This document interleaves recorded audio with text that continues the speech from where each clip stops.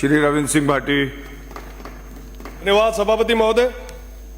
आज के विधेयक पर राजस्थान भू राजस्व विधेयक 2025 पे आपने मुझे बोलने का मौका दिया।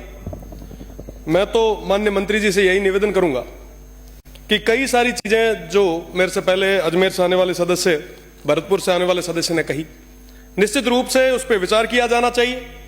हमारे किसान भाई और तमाम वो लोग, उनके हितों के साथ, उनके अधिकारों के साथ कोई खिलवाड़ नहीं हो, इस पे पूरा ध्यान देना बहुत ज्यादा जरूरी है। और साथ ही साथ एक बहुत बड़ी समस्या पश्चिमी राजस्थान की मैं आपके संज्ञान में लाना चाहूंगा।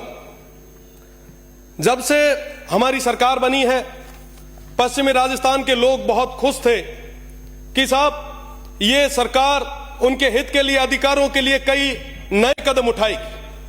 पर मुझे कहते हुए बड़ा दुख है कि वो तमाम चीजें, तमाम आशाएं, तमाम इरादों पे कहीं ना कहीं पानी फिरता दिख रहा है। साहब, आज के समय में मेरे हाथ में कई सारे कैबिनेट्स की प्रेस नोट्स हैं। लगभग हर कैबिनेट के प्रेस नोट के अंदर एक ही चीज लिखी हुई आ रही है, land allotment, land allotment, land allotment और लैंड अलॉटमेंट। और साहब, पूरे पश्चिमी राजस्थान की जमीनों को उन अंग्रेजों के समान मल्टीनेशनल कंपनी जो आई है, उनके चरणों में आपने सुपुर्द कर दी।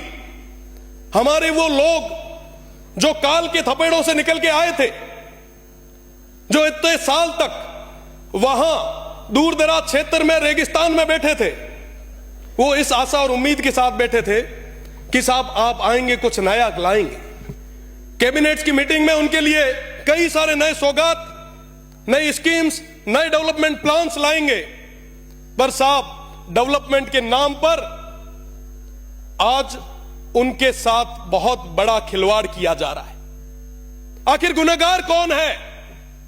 ये जमीनें किसकी है? किस शर्त पे दी जा रही है? वहां पे जिस गोधन की आप बात करते हैं, उस गोधन का क्या होगा? वहां के लोगों का क्या होगा? उन किसानों का क्या होगा? वहां पे रहने वाले लोगों का क्या होगा? सब कोई कभी विचार किया आपने? लाखों करोड़ों हेक्टेयर जमीन दे दी, आज भी देते जा रहे हैं। सब इस बदले में आपको मिला क्या? आज भी वो क्षेत्र बिजली के लिए तरस रहा है। पहले वो अंग्रेज थे, हमारे उस समय के स्वतंत्रता सेनानियों ने लड़के उन्हें भगाया, पर अंग्रेजों के रूप में ये जो नए लोग आ रहे हैं, मैं आपसे निवेदन करना चाहूंगा कि इस तरीके से रेवड़ियां बांधना आप बंद करें। साहब, मैं इस सदन में रह के बात कर रहा हूं और मैं आपको यह भी याद दिला देता हूं कि आखिर में जब वोटों की बारी आई तो वो जनता, वो लोग वोट देंगे, ये अधिकारी और ये कंपनियां वोट नहीं देगी। साहब, उन लोगों के साथ जो गलत हो रहा है, जो अत्याचार हो रहा है, वो कभी माफ नहीं करेंगे। मैं आपको बताना चाहूंगा, लगभग सारे कैबिनेट मीटिंग, 16 जून को कैबिनेट मीटिंग हुई।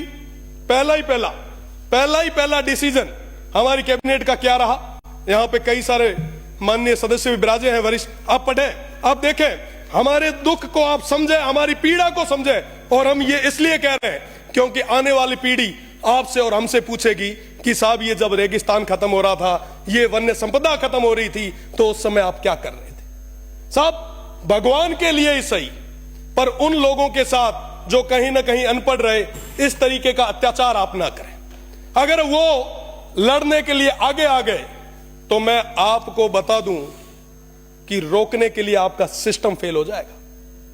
वो मजबूत लोग हैं जो 75 और 61, 65 और 71 की लड़ाइयों में जिन्होंने अपने सिर दिए, उनको हल्के में ना आंकें, उनके साथ इस तरीके का अत्याचार ना करें। उनकी जमीनों को कोड़ियों के दाम पर आप मल्टीनेशनल कंपनियों के चरणों में न दें। मेरा पुनः आप सभी से निवेदन कि आप उनकी पीड़ा को समझते हुए ये जो अनैतिक ढंग से जो लैंड अलॉटमेंट हो रहे हैं, इसको पूर्ण तरीके से आप बंद करें, उन सीमांत के लोगों के साथ न्याय करें। बहुत बहुत धन्यवाद। जय हिंद, जय भारत।